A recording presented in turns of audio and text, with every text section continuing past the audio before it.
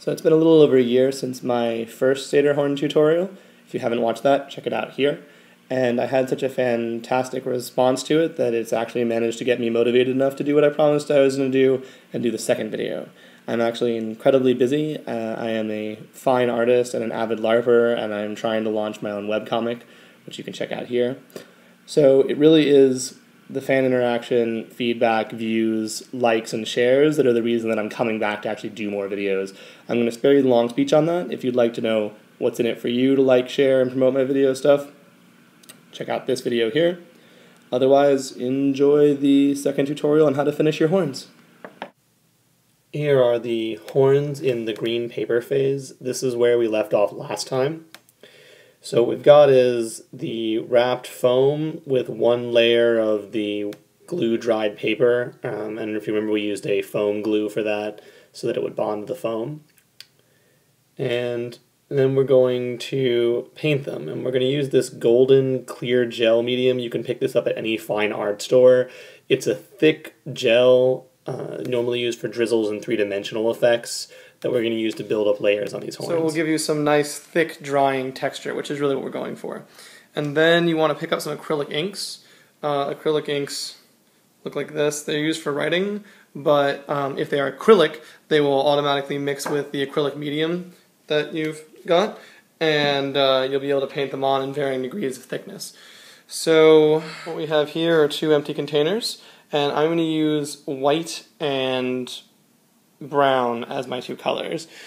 And you can see here I have a finished pair of horns, and each pair of horns look a little bit different because they dry in different shapes each time, but this is my finished pair of horns from my pictures. I attached it to a paper mache skull cap, coated it in latex, and then I painted the front flesh toned so that when I wear it, this rubbery piece goes straight to my face. So this is what we're going to be trying to build today. Here I've mixed up the two paints. This is the white one, doesn't look much different. This is the brown one. I think you can see I haven't really completely mixed it. I like the variation in the color that you get when you don't mix it completely in. You don't need a lot of color when you're dealing with the brown, but you do need an awful lot of color when you're dealing with the white. Also difficult to tell because the medium is white until it actually dries. I would just go with extra. It's hard to go too white, and if you do, you just go over with some brown. Okay, so you use two different brushes, one for each color, and then kind of brush on the white.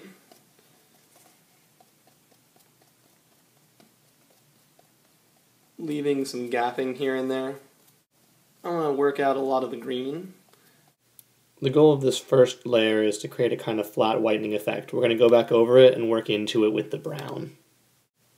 Now that we've got a good layer of white on, I'm going to switch to the brown paint, and I'm going to work on top of it. Again, the key here is layers. I like to do a dry brush, try and hit just the tops of the texture to let the white stay in the lower areas, but sometimes it blots or bleeds, and that's fine because you're really looking for as many changes, as many different colorations, textures, and looks as you can get. Kind of give you that natural, organic feel. And the biggest hint that I can give you is you can just keep painting them. If you get it wrong, if anytime you don't like it once it dries, go back and just work over it. There's no limit to the number of times you can go over it. It's not going to hurt your piece any to just go in and go over it. So, let's see if you can see here. This is the kind of modded color that I go for. And it looks very organic and very nice once it dries. And we can just work back into it the other direction with layers of white.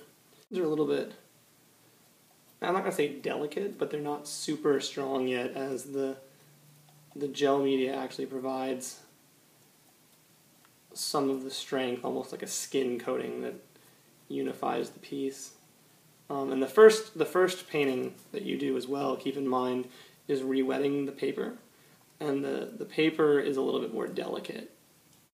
Do what feels good, but don't necessarily, like if you're pushing it and the piece is bending, you can stop. But it looks like it's holding up, so I think it'll be fine. And layering in general is one of my favorite techniques. I use it a lot in makeup.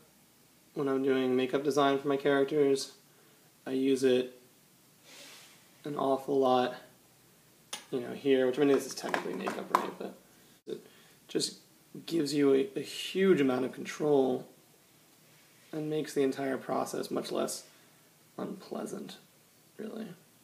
Kind of a swirling and a dry brushing, there's all sorts of things you can do to just give it a very varied look. I mean, that's really what you're trying to get, is this varied look, because that's what you'd actually have if these were on an animal. There'd be a series of different looks going on.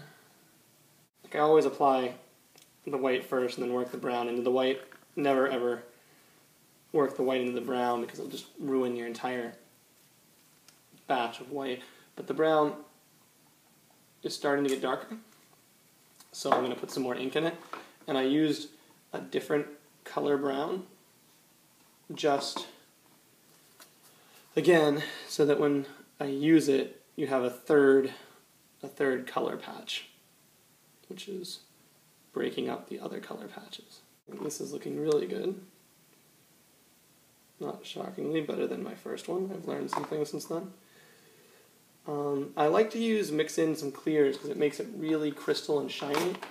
But remember, you can always go back over it with your clear at the end. Once you get it the way you like it, if you put 3 or 4 layers of clear on it, it'll look bright and shiny no matter what. So, and that's pretty much it. I don't really know what else I could tell you. Try and get you a better look at that. The light's kind of funky. I'll look at it in daylight, but yeah, I'm going to go put that outside to dry. Switch to the other horn. Here you can see the 2 painted horns. This is one coat. As I instructed before, I put down a layer of white and then I dabbed on brown, and then I dry brushed the brown around to create kind of a multicolored look that's very similar to a real horns finish. And now I'm going to give it 1 coat of clear coat. I recommend, if you have time, one of the best ways to do this is to do a whole bunch of thin coats. So now you know how to paint and finish your satyr horns so that they look nice natural finish on. And this is the mounting system I use. I get a lot of questions about this. This whole thing is just incredibly light. Like, less than a pound, like incredibly light, right? So the interior cap is made out of just a paper mache cap, and then the horns are hot glued on. And I'm going to do a third tutorial about paper mache caps, etc., so that you can I'll walk you through how to do that. But you should be able to go ahead and do it on your own if you want. And then I use the liquid latex to paint and cover it until it looks like skin. And then I put it on and blend it in standard FX style. It's not blended right now, right? It's just on my forehead, but there's this little latex skin flap that blends down with latex layering, and then I mix it with paint and base, and then I wear a wig on top, as you saw at the beginning of the video. So I think that answers most of the questions that I've gotten about this since.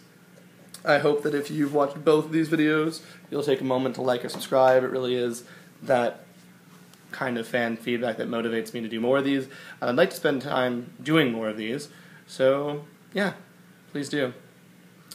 And thanks for watching, and hopefully I'll see you next time. If there's a particular project or craft you'd like to see, leave it in the comments or send me a video response, and maybe I'll do the one that you asked for.